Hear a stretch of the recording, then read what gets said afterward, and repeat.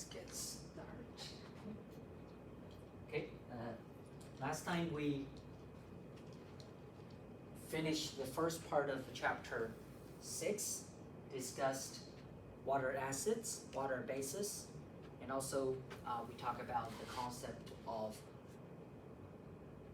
acid concentration or proton concentration and hydroxide concentration, and also the concept of pH. And all these basics of acid-base chemistry serves to the topic of this chapter. We want to talk about the concept that's related to the society called acid rain, and of course a small topic called ocean acidification. So today let's take a look at the pH or the acidity or the basicity of these common fluids.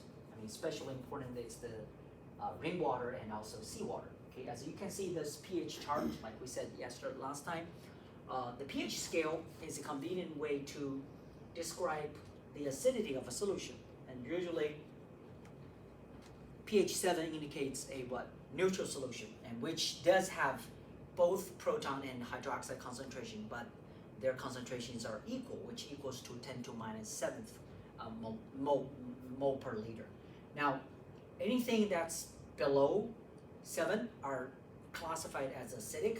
Anything above 7 are classified as basic. As you can see here, some common fluids like your Coca-Cola, tomato juice, and our lemon juice, these are acidic solutions, and milk of magnesia, ammonia, and an oven cleaver, the lye cleanser, are basic solutions. But what we're most interested in are these three we circled in red box. As you can see here, normal rain actually has a pH of around 5.3, 5.4, which is already acidic. Okay, that's some common mistake. People talking about acid rain, but a lot of people didn't realize that actually normal rain is already acidic. So when we classify acid rain, are actually the rain that has a lower pH than normal acidic rain pH, which is below 5 or even close to 4 and 3. So that's the definition of acid rain. That is rain below the pH of normal rain, which is already acidic. And also you can take a look, the sea water pH is around 8 point something, slightly above 8, which is slightly basic. And of course, a small topic like I mentioned, we want to discuss is ocean are getting more and more acidic. So basically the pH of ocean water is actually getting less and less than, closer and closer to 7 or less than 8 point something. And we're going to explain and also explain the chemistry involved in these. Okay, first is why natural rain is acidic, okay, around pH 5.3. The reason lies in the gas that is present in a good amount in the atmosphere, carbon dioxide. Okay, carbon dioxide is a gas that dissolves in water. Here we said slight extent. Most gases don't dissolve in water, but compared with oxygen and nitrogen, these gases, carbon dioxide actually is a gas dissolves in wood in a good amount compared with the major component of the air. Even though we know still it does dissolve in only a slight amount, but it actually dissolves more than nitrogen and oxygen. The reason is when carbon dioxide dissolves in water, it actually reacts with water to give an acid, to give a combination compound called carbonic acid. You can see that this is a naturally balanced equation. Carbon dioxide reacts with water to give H2CO3. And this acid is called carbonic acid. Of course, carbonic acid is not a stable acid. It can actually decompose back to carbon dioxide and water, of course. But this acid is a weak acid, so it has the potential of releasing a proton. And the presence of the proton from the carbonic acid, which is resulting from carbon dioxide, makes acid rain slightly acidic, which has a natural pH of around 5.3. So the pH of 5.3 meaning is result from what? From protons from carbonic acid, and this carbonic acid is actually from what? From the dissolving of carbon dioxide in water. Okay, in water. So because of the nature of the rain, natural rain, which has a pH of 5.3, we define acid rain are rains that has a pH even below 5. Okay, below 5. So a lot of people again get confused about the concept of acid rain, but keep in mind, natural rain is already acidic. So that's the first thing we want to explain. What are rain pHs and what is the definition of acid rain? And of course, later on we're going to explain what causes the acid rain pH even lower than natural rain, even lower than 5. Okay, we're going to discuss in the second half of the class.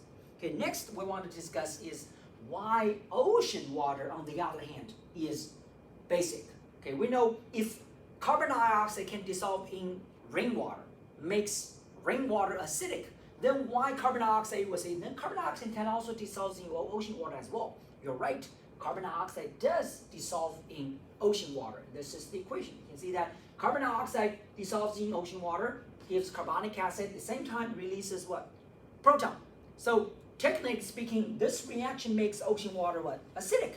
However, okay, ocean, unlike natural rain, rain is just water, but unlike acid rain, like rainwater, ocean has a lot of this compound called calcium carbonate. Okay, calcium carbonate, which is from coral. Okay, the major structure of these coral species are calcium carbonate. They're deposits of calcium carbonate. So this calcium carbonate, even though it is not a soluble compound, but it can actually release a small amount of calcium ion and carbonate ion. And the carbonate ion will take the proton from carbonic acid to give us hydrogen carbonate. Okay, if you guys remember the name of these polyatomic ion, well, you know what I'm talking about. This hydrogen carbonate ion, or we call it bicarbonate ion, is actually a basic species. So overall speaking, what we have in ocean water is actually a lot of what? Bicarbonate. Because the proton from carbonic acid, which is again result from the dissolving of carbon dioxide, is all taken by what?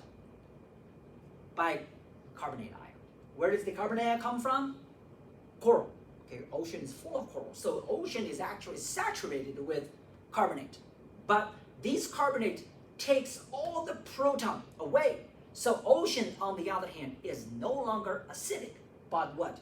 But shows the pH of this guy. Does it make sense?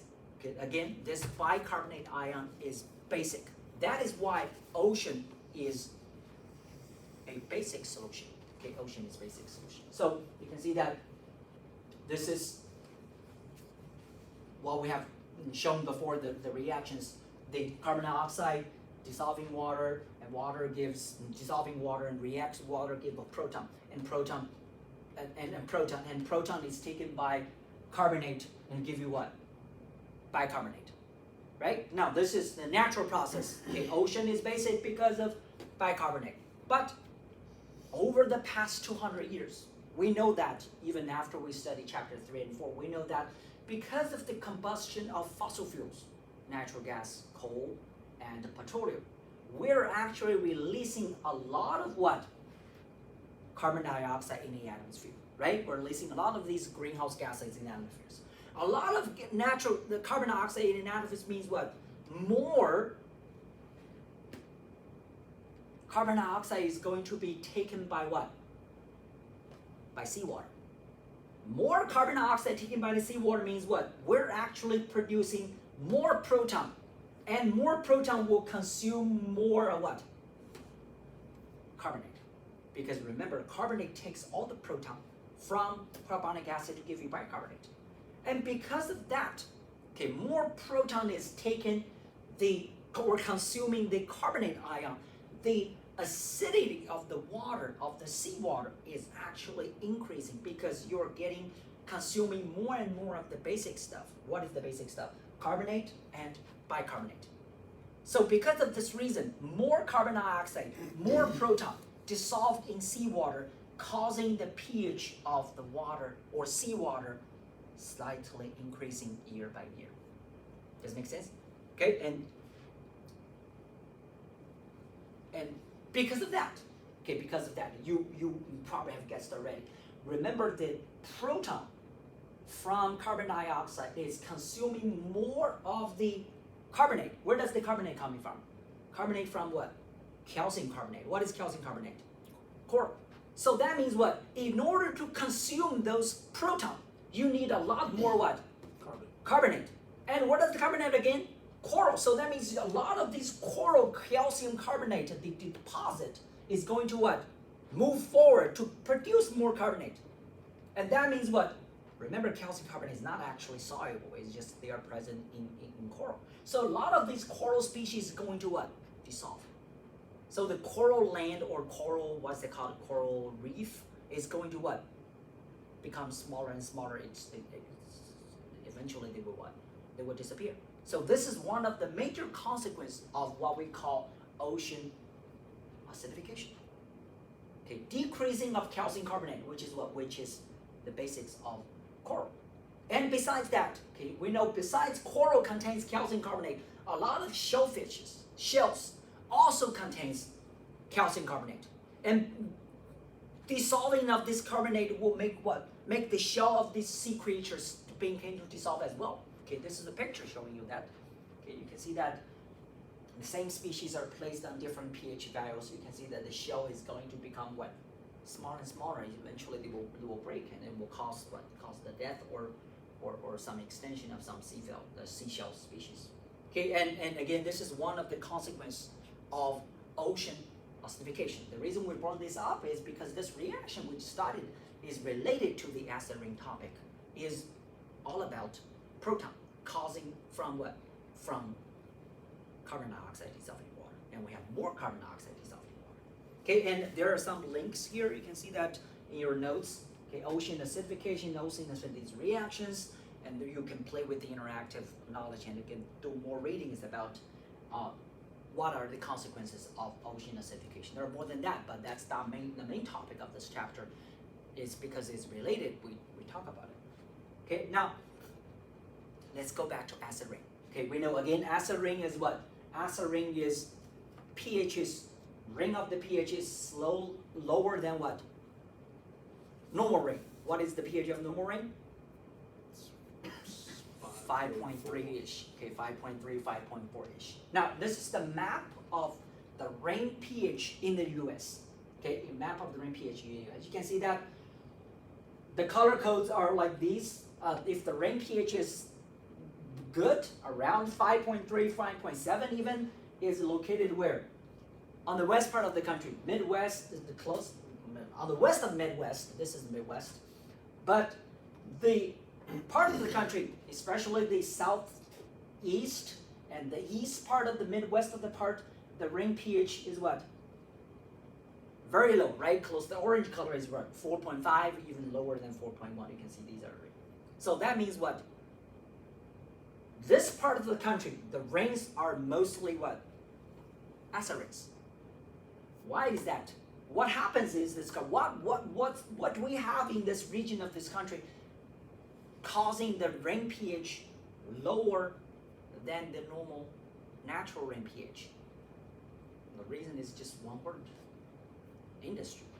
Okay, the Midwest part and the east part of the country is heavily industrialized part. Okay, so now the question is why industry? Okay, why industry can cause the rain pH lower than the natural rain pH? Okay, we're gonna explain that. The reason is when we analyze acid rain, okay, we want to find out what's the reason why industry will cause the rain pH to drop and resulting in acid rain.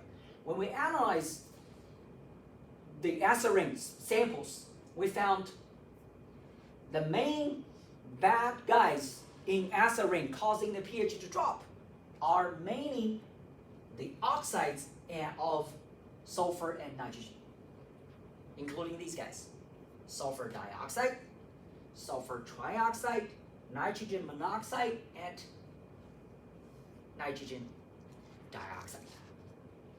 So because they're nitrogen oxides and sulfur oxides, sometimes we just collectively call them SO X. X could be 2 and 3. Or NOx. X to be what? 1 and 2. So we, a lot of times we call them SOx and NOx. Okay, SOx and NOx means what? They're nitrogen oxides and what? And sulfur oxides. Okay, this is what we analyzed. We found we have a lot of these in acid rain samples. And by the way, this is a picture of acid rain caused the tree. You can see that a lot of the tree death like that are caused by acid rains. You probably drive, if you drive across the country, I don't know how you have driving on the Midwest road, like in West Virginia, the mountain, there are a lot of trees are like that. Okay, now, why these bad gases? Okay, why these SOx and NOx cause acid rain? And here are the reactions. Some of the reaction you guys have actually seen before. Okay, the first reaction is sulfur oxides.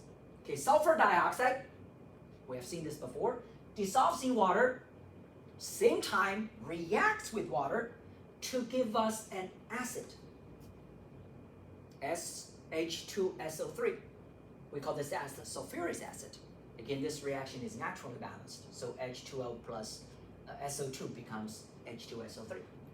This acid, very similar to carbonic acid, like the ones from carbon dioxide, is also a weak acid, but stronger than carbonic acid. And this acid will release what? Proton. Again, proton caused what? Caused the pH to what? To decrease. This reaction shows you what happens when SO3 is present in water. SO3, when SO3 is present in water, it actually reacts with water quicker to give us H2SO4. Again, this reaction is also naturally balanced.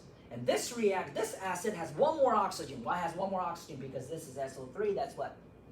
SO2. This acid is called sulfuric acid. Is a much stronger acid than these acids, than sulfuric acid, than carbonic acid. This is actually classified as a strong acid. And each sulfuric acid can actually release what?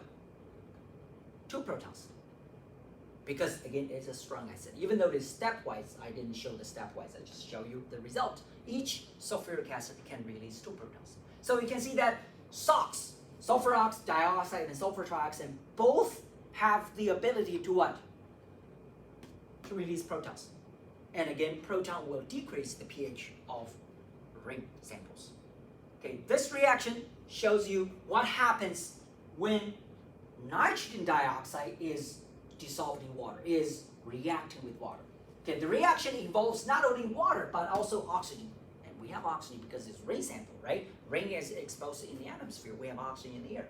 So when nitrogen dioxide react with wet air or moist air with water and oxygen, nitrogen dioxide will produce nitric acid. Again, this is how the reaction is balanced. You can see 4 molecules of nitrogen dioxide will give us 4 molecules of nitric acid. And nitric acid is also one of the 6 strong acids, will release proton, a lot of protons, because nitric acid is a strong acid. So this reaction shows you what happens when nitrogen oxide or NOx is present in rain sample. Make sense? Okay, this is the reason I just gave you. You may have, and why is it? Why do you think these are the reals? And do you have evidence on that? We know your rain sample has these compounds. And we know from chemistry, we think, oh, they will produce proton. So they most likely will decrease the pH because they produce what? Proton. So, but what are the other evidence? Do you have other evidence proving, oh, these are the bad guys. These are the acids that cause the pH to drop. We do have evidence. Take a look at these 2 reactions. Okay, let's go back. This is one of the strong acid. Again, this is one of the acids, but this is stronger. So we take a look at sulfuric acid. Sulfuric acid, when releasing proton, at the same time, it also releases what? Sulfate. Is that right? And take a look at nitric acid. Nitric acid releases proton, drop the pH. It also releases what?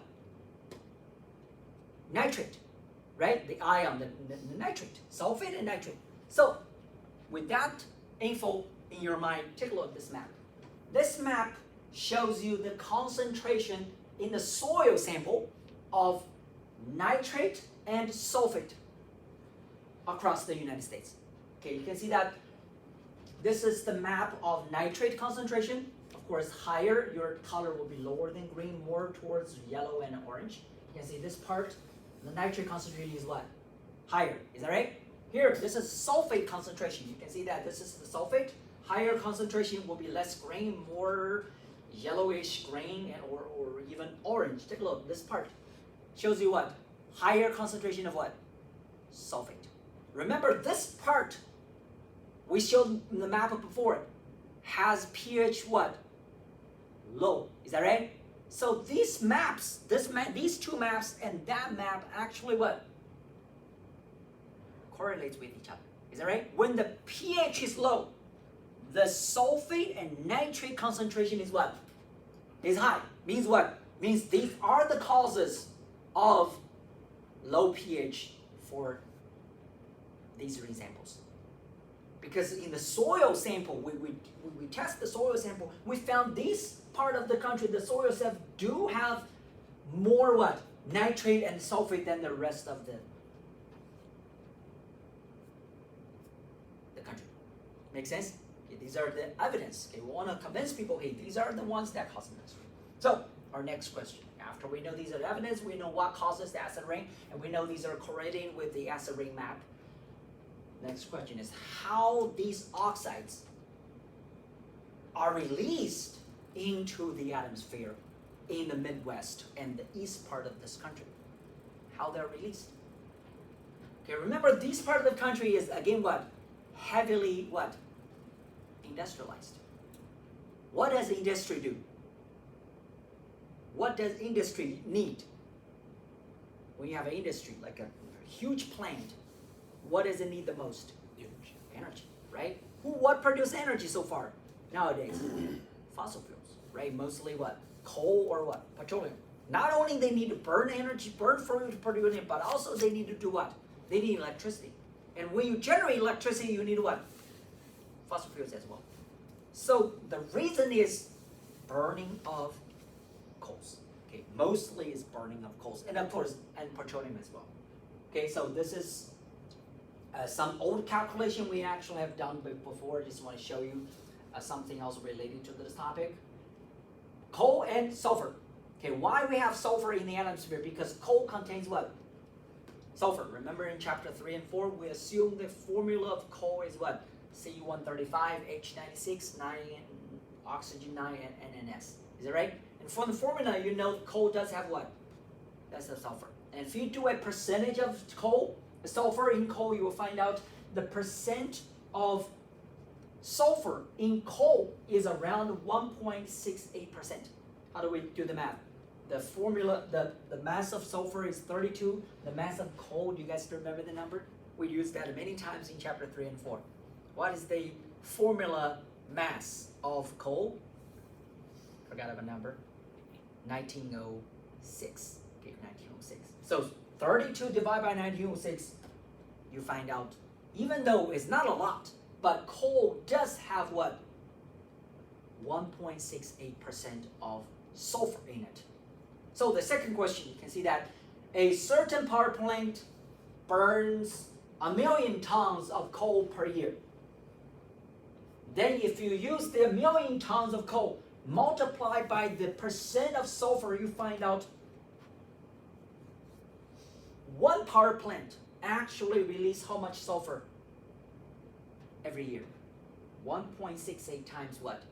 10 to the 4th tons. That's more than what? Close to 20,000 tons of sulfur. Okay, 20. Even it's 1%, you can see that. But if you think about how much coal they burn every year, one power plant actually releases what? This much sulfur every year. And we know the sulfur, again, eventually becomes what? SO2 and what? SO3.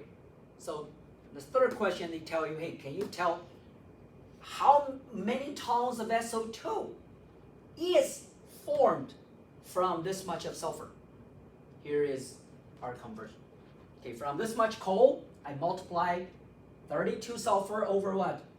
1906 of coal, right? Coal and coal what? Cancel. I got what?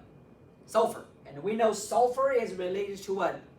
SO2. 32 of sulfur is what? 64 SO2. This is the formula mass as SO2. So sulfur and sulfur cancel. I can calculate. Every power plant every year releases close to 3.36 times 10 to the fourth. Basically, it counts close to 35,000 tons of sulfur dioxide into the atmosphere. Okay, this is some math we have done before relating to this topic. I want to show you the data. If a power plant burns 1,000,000 tons, they will release this much of sulfur dioxide.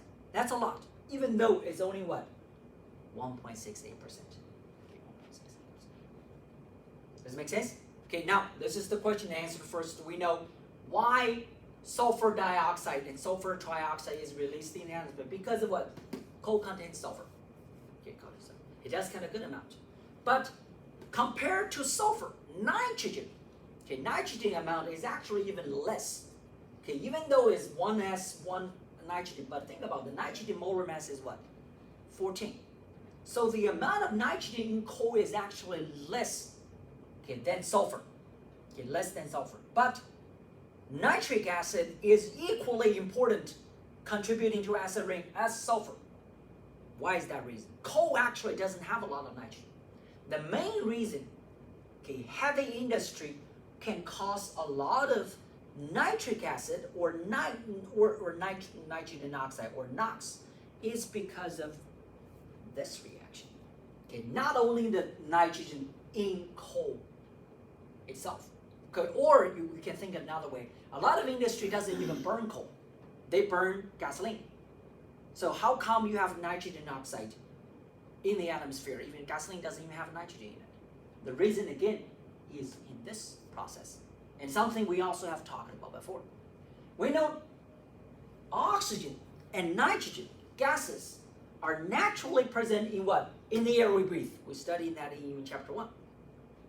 But these two gases, naturally they don't react with each other, but they will react when you provide with them extreme conditions. Extreme condition means extremely high temperature. That high temperature could either be your car engine or in a furnace of a power plant, of a coal burning power plant or even gasoline power plant. In the high temperature environment, the nitrogen and oxygen gas will what? React. Okay, just like lightning causing these two gases will react as well. So naturally we have nitrogen monoxide as well. We studied that in chapter 1, okay, if you remember. But again, high temperature of the car engine or coal burning power plant furnace will provide a extremely hot temperature for nitrogen and oxygen gas to react to produce nitrogen monoxide. And after a couple more steps, nitrogen oxide could be converted to nitrogen dioxide, and then nitrogen dioxide, when they meet moist air, will be converted to what? To nitric acid. So this is the main reason, not only the nitrogen contained in coal, but also most importantly is the extreme environment of engines and furnaces causing nitrogen and oxygen to what? To react. That is why a lot of big cities with heavy traffic, heavy transportations, you will also notice acid rains, even without industry. Okay, if you take a look at the map, I don't know if we can show here. Okay, hopefully we have something. You can see that even on the west part, we don't have a lot of heavy industry, but you can see that some big cities, especially in California, these are what? These are probably like San Diego, San Francisco, LA. These big cities, the pH is what? It's not that very high. It's actually around what? The white color. You can see white color is around what? 4.9. Why is that? Because the big cities has what? Have major traffic, a lot of transportations. And a lot of transportation will cause the nitrogen and oxygen in the air to react, to give what? Nitric acid. Okay, so that's why you can see a lot of big cities with heavy transportation also experience acid rains. Okay, also experience acid rains. Does it make sense? Okay, next. Okay, let's take a look. After we know the cause of acid rain, we have the evidence, and we demonstrate the reaction that can releases this SOx and NOx in the atmosphere. Let's finally take a look what are the consequences of acid rains? Okay, what acid rain damage can acid rain cause? Okay, the first damage is very obvious. You guys probably have known or would know right away is acid rain. Because of the acid present, the low pH of the sample will what? Will rust metal, will corrode metal. Okay, for example, iron is the metal that gets affected the most. Okay, why is most? Because we use iron in what? In everywhere. Our cars, most of the frame of the car is made by what? Steel, right? Steel is mainly contain was iron. And our construction, our buildings use what? Use iron as well. Okay, the other metals will be affected as well, but iron is everywhere. We use iron everywhere in the society. So iron is the one that is affected the most by acid rains. Okay, when you have a rain sample, of pH 3 to 5, iron will react with oxygen in the air with the help of proton. Again, acid rain has proton. So you can see that during this reaction, iron will be converted to iron 2 plus. Okay, iron 2 plus. Let me ask you guys a simple question we studied in chapter 5. When iron metal becomes iron 2 plus, what happened? Why iron, this guy has a plus charge? Why iron metal has a plus charge? We talk about in chapter 5. Why something metal becomes positively charged? Because of what? Was it whenever it became like an ionic bond with non-metal? Yes, why? Why it becomes ions? What happened? Why it becomes positive? Originally this is neutral, right? It's a metal. Why it becomes positive charged? Something left. What is it? One of the neutrons left. What it left? Or electrons. Electrons left. So losing what? Losing 2 electrons. Iron becomes what? Iron 2 plus. Okay, of course this reaction has to be helped by acid. Okay, otherwise iron is pretty stable in oxygen. Remember, our cars, our buildings are in what? In the atmosphere. Okay, but with the help of the acid, iron will be converted to iron 2 plus. And further on, iron 2 plus, which is actually soluble in water, will keep reacting with oxygen. Now this time you don't need acid anymore. They will keep reacting with oxygen to give you iron oxide. Okay, iron oxide. Take a look at this iron oxide. What do you think the charge is on this iron now? You know, this charge is 2, right? It's showing 2, but take a look at the formula we learned in chapter 5 and 5. When we write the formula of ionic compound, how do we figure out the formula of the metal? What's the charge of this iron? Iron oxide. Again, the name is not right. I need to include the charge of what? In the parentheses, right? So what charge should I put in the parentheses?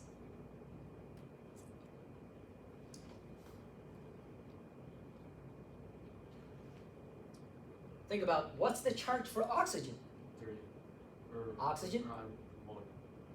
No. Oxygen is group. Take your time. 6. So it'd be Group 2. 6. So 2. Yeah. So 3 oxygen will be minus 6. So minus 6 for oxygen. So iron should be what? Plus 6. Is that right? So how many iron? 2 iron. So each iron will be. So Each iron will be. 2 iron is plus 6, right? Oxygen is minus 6. 2 iron is plus 6. So each iron is plus 3. Okay. So this name of this compound is actually called what? Iron 3 oxide. Does it make sense? Iron is a variable charge. It can be 2 and it can be 3. So what happened here? This iron, each one of the iron plus further lose 1 more electron to give you what? Iron 3.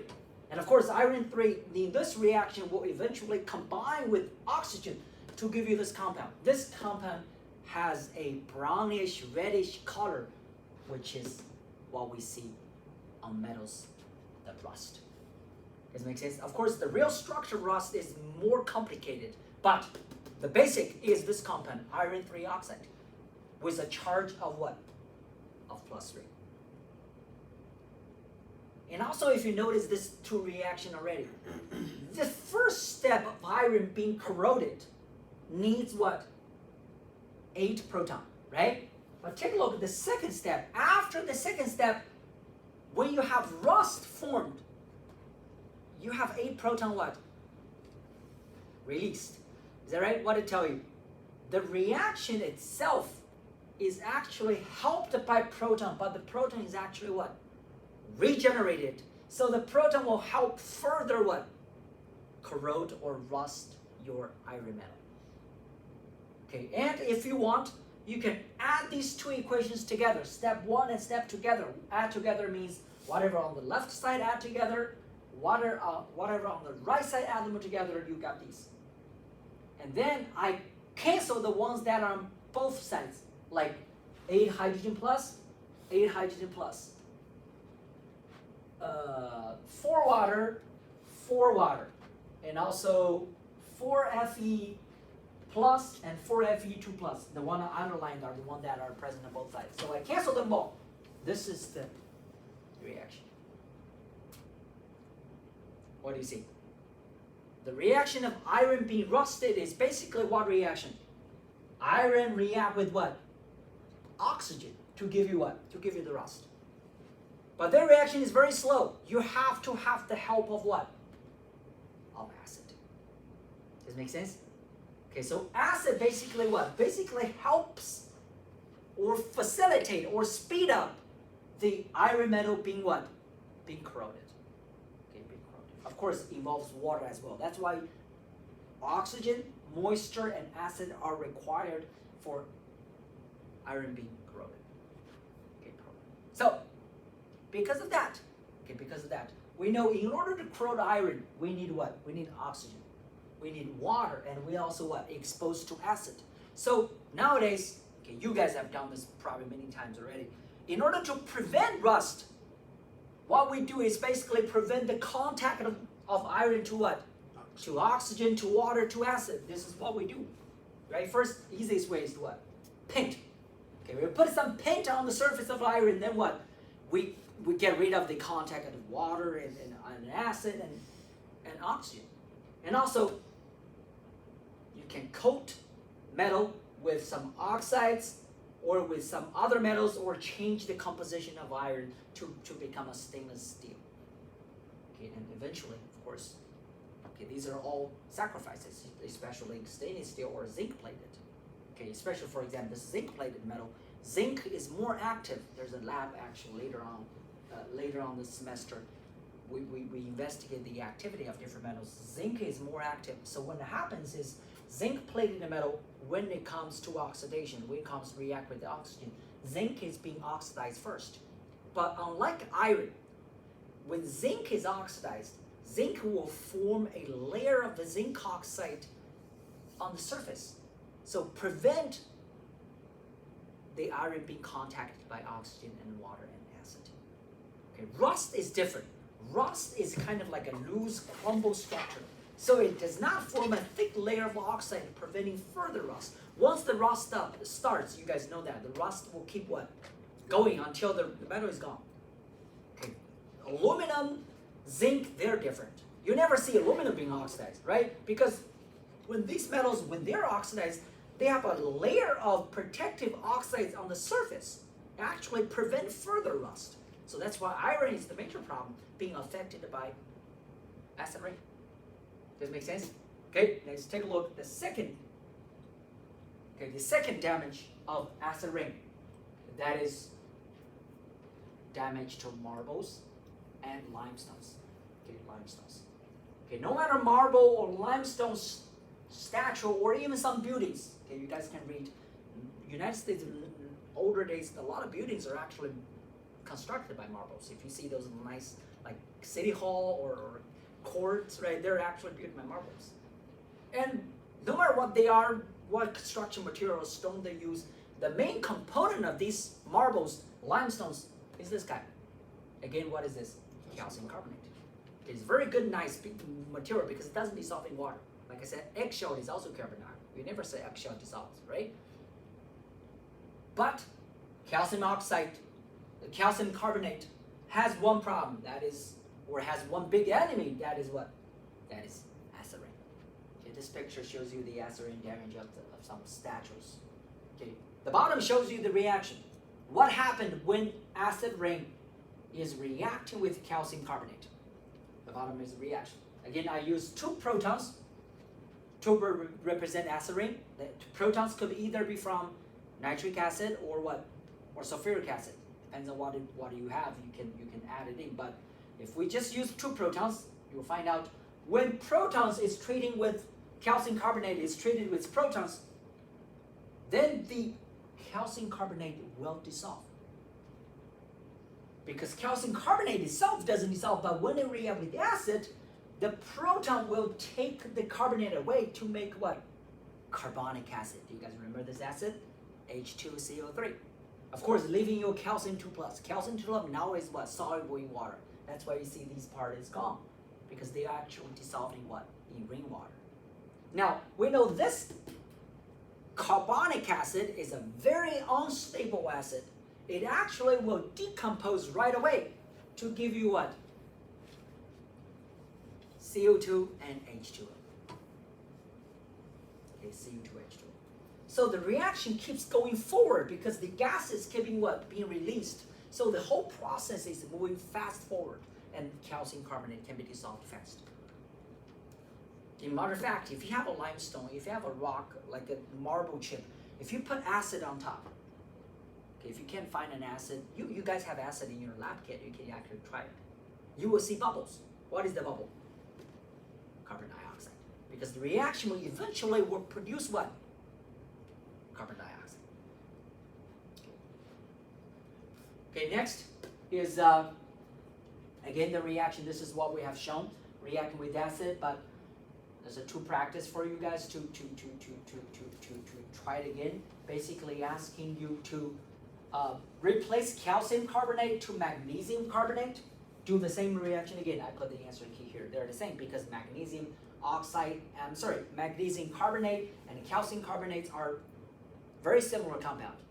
And also magnesium and calcium are actually in the same group, group 2A. So the same fashion, magnesium carbonate react with proton will give you magnesium 2+ and carbonic acid. And again, carbonic acid decomposes to give you water and what? And carbon dioxide. Okay, carbon dioxide. And the second question they're asking, hey, marble stones never contain sodium bicarbonate. Why is that? Okay, we know marble could contain magnesium carbonate, calcium carbonate, but never has any sodium bicarbonate. Why is that? Because sodium bicarbonate is what? Water soluble. Anything has sodium, remember, is what? Soluble. So if it is soluble, then it's what? If during the formation of those stones, that is what? That is gone. Because you get rocks from where? From mountains, from rivers, right? If it does contain this guy, it's gone because they're dissolved. So what's left behind are what? Some that don't dissolve we can use to build our statues or build our buildings. Okay, build our buildings. Okay, next practice, again guys, try these practice. You may see them in your quizzes and tests. Okay, just not leave it. I put the keys here, I want you to use them and understand them. Okay, this question asks you to replace or use sulfuric acid to represent the acid as an example of the acid. So basically what we're doing is I change these 2 protons into what? Into a real acid, sulfuric acid. And those 2 protons, imagine they were coming from the sulfuric acid and ask you to write down the equation.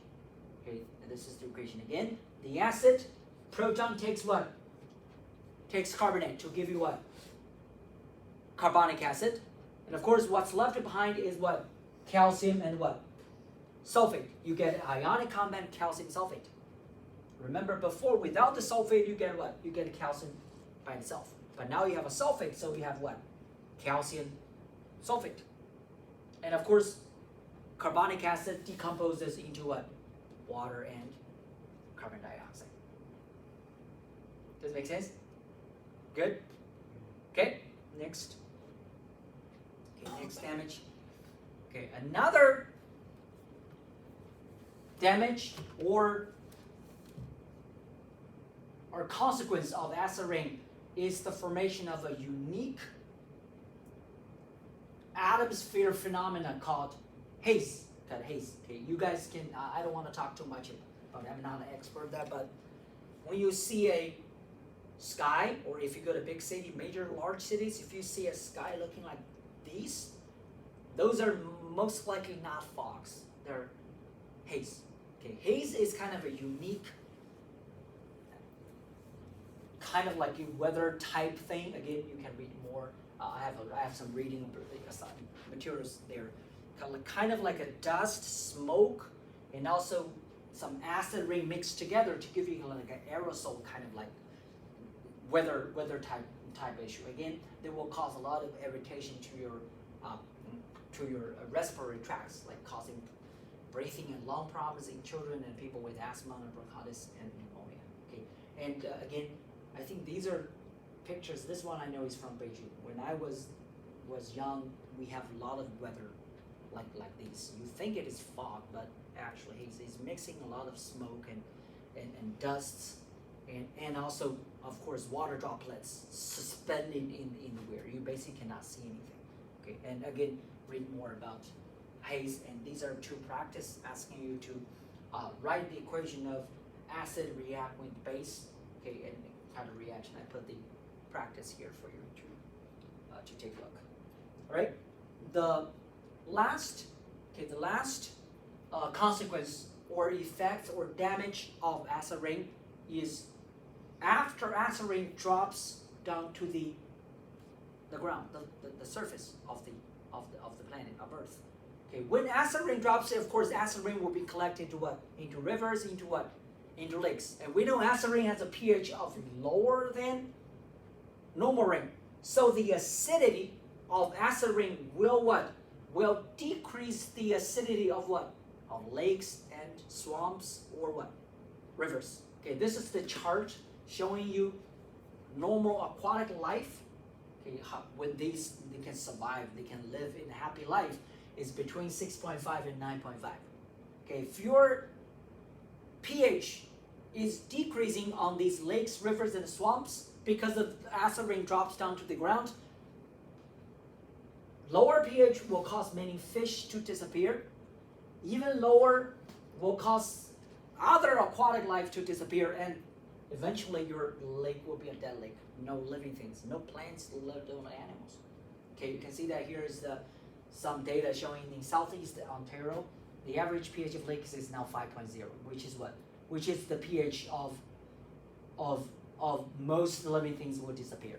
Okay, this picture shows you a lot of more than 1/3 of the trout streams are acidic and risk of becoming acidic. Okay, and this is one of the consequences of acid rains when it is collected by rivers and lakes. Okay, lakes. But one unique geology in the Midwest of the United States that can combat or resist the change of pH because of acid rain is in the Midwest of the United States. Okay, or you should say in the Midwest part of the United States, their rivers and lakes have a high acid neutralization power or neutralization capacity. They call it ANC, acid neutralization capacity. Basically, they can resist the pH change from acid rain. The reason is the surface geology of much of the Midwest is limestone. So when acid rain drops to the surface, they react with the surface limestones in the Midwest. So these acid rains are actually consumed by the surface limestones. Again, not the one from the building or statues, but from that unique geology on the surface. And because of that, acid rain does not cause much damage in the Midwest part of the United States, or does not cause much damage to the lakes and rivers of that part of the United States. And consequently, because the reaction of acid with limestone on the surface, the lakes and streams have a high concentration of the products of the natural neutralization process, the bicarbonates. Okay, the bicarbonates. Okay, remember when acid react with calcium carbonate, you get calcium bicarbonate. Do you guys recall this reaction? Where do we see this reaction? Acid react with the carbonate, give you bicarbonate. Where do we see this reaction? Okay, let's go back to the ocean acidification, right? When carbon dioxide acid dissolves in water, they actually consumes carbonate to give you what? Bicarbonate. So because of that limestone geology surface nature of Midwest, limestone consumes the acid from acid rain, produce a lot of what?